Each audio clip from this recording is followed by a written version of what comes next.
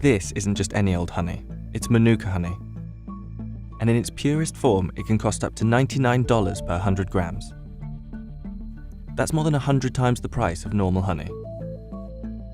So why is it so expensive?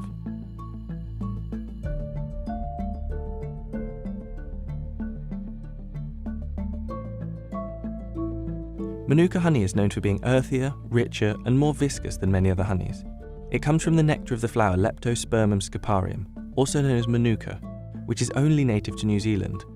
And Manuka, in fact, is a Maori word. The fact that it comes from New Zealand, that gives it a premium just to start with. And because the bee travels up to about 6 kilometres to collect this honey.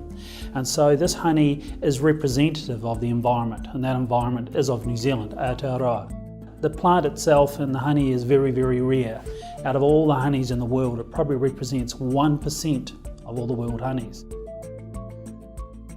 It's difficult to harvest.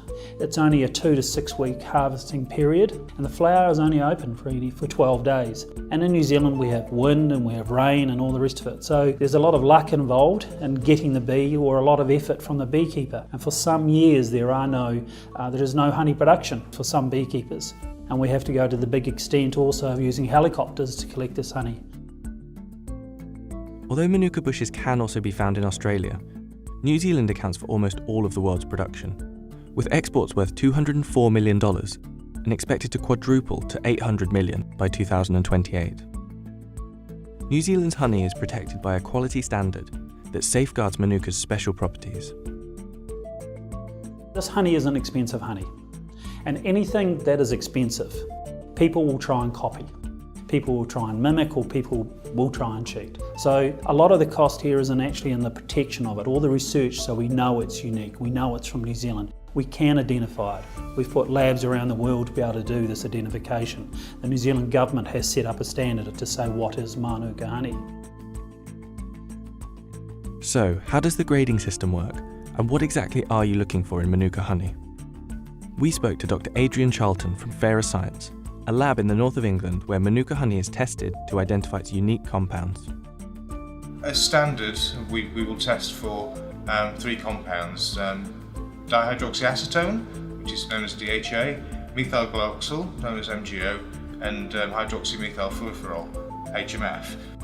These are the basic tests that we would undertake to make sure that Manuka honey contains the antimicrobial characteristics that the consumer would expect. We can detect them, but we can also measure the concentration of them, and that's done using UV light to detect at a particular wavelength the individual compounds. Each compound has slightly different properties.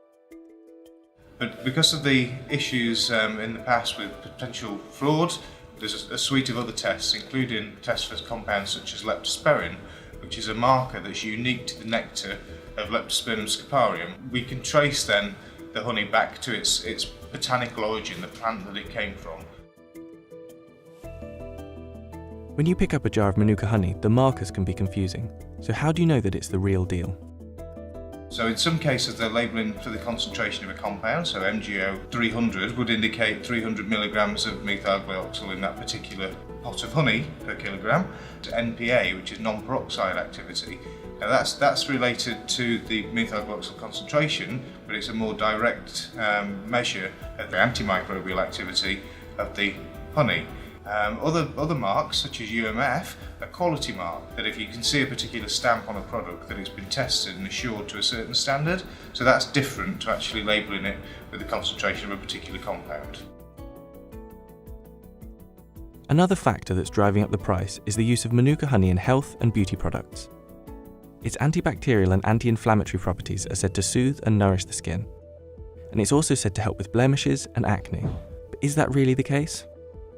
There's been a number of studies that have tried to determine the health benefits of Manuka honey, and there are some very positive results, and certainly in terms of antimicrobial activity we can show that Manuka honey has antimicrobial activity in the laboratory.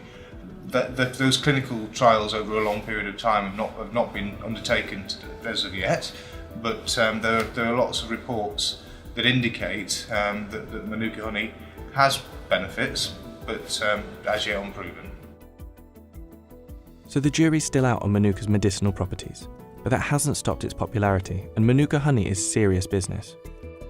The prices and demand for the honey are so high that the New Zealand police have received hundreds of reports of beehives or honey being stolen, and even reports of bees being poisoned. So if you do manage to get your hands on a jar, does it actually taste different from normal honey? Oh my god, that is delicious. The flavour is really strong. It's very thick compared to normal honey. It's got a kind of chestnutty flavour. It's not as sweet as usual honey. It's really smooth. And the taste is pretty similar to what I'm used to. The texture is really interesting. It's very, very thick, almost like creamy. Is Manuka honey really worth 100 times more than other honey? That's for you to judge. But what's for certain is that no other honey in the world is so rare and unique that it needs to pass by a lab before being sold.